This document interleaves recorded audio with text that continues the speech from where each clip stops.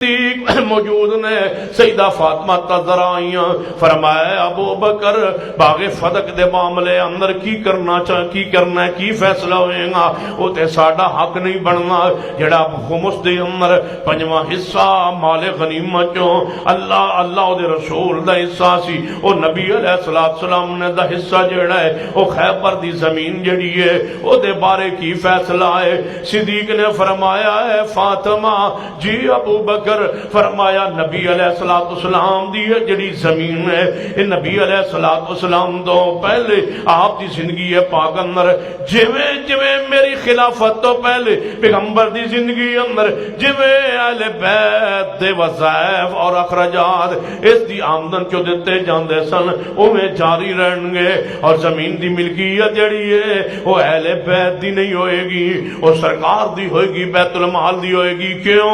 نبی علیہ السلام فرما گئے چل جاؤ اس حدیث کو بیان کرنے والا پیغمبر کی امت میں ایک ہے جس کے صدیق کہا جاتا ہے، یہ ہے جو پیغمبر کی وراثت کا امین بننے لگا ہے اور جس پر سیدہ فاطمہ تذرا کے زمین کا فیصلہ ہو رہا ہے۔ فرمایا پیغمبر فرما گئے تھے یہ حدیث سیدنا صدیق بیان فرما رہے، سیدہ فاطمہ تذرا کے سامنے اس وقت اس مسئلے کو جاننے والا کوئی نہیں تھا سوائے صدیق کے کہ پیغمبر فرما گئے تھے کہ ہم ہیں انبیاء علیہ السلام کی جماعت، ہمارا درم و دینار جو چھوڑ جاتے ہیں وہ ہماری وراثت نہیں ہوتا، وہ صدقہ ہوتا ہے، انبیاء کی وراثت تقسیم نہیں ہوتی۔ سیدہ فاطمہ تذرا نے اس فتوے کو سنا، اس علم کو سنا، اس حدیث کو سنا تو اس کے بعد کبھی زندگی پر 6 ماہ زندہ رہی ہے، کبھی کلام نہیں کی اس معاملے میں کہ نہیں ہمارا حصہ بنتا ہے۔ رافضیوں نے اس حدیث کے معنی کو بدلنے کی کوشش کی کہ اس فیصلے کے بعد فاطمہ تذرا نے صدیق سے بات نہیں کی، صدیق سے کلام نہیں کیا۔ میں کہتا ہوں تمہارا یہ معنی غلط ہے، تمہارا انداز غلط ہے، تمہارے دل کے اندر سیاہی ہے، تمہارے دل کے اندر زنگ ہے، جس کی بغض و عناد ہے، کینہ ہے اصحاب رسول کے خلاف، تب تم نے یہ مفہوم کیا ہے، بیان کیے۔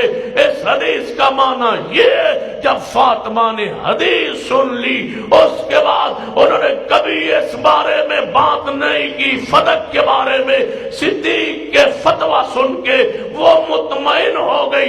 تم کہتے ہو نہیں، مال کے بارے میں سیدہ فاطمہ بات کرتی رہی اور اس بنیاد پر صدیق سے کلام کو چھوڑ دیا۔ میں کہتا ہوں نہیں، کیونکہ یہ مال کی محبت جو ہے یہ فاطمہ کے دل و دماغ میں نہیں آ سکتی۔ کیوں؟ قرآن کا فیصلہ ہے، فرمایا انما یرید اللہ لیذھب عنکم الرجس اہل البیت ویطہرکم تطہیرا۔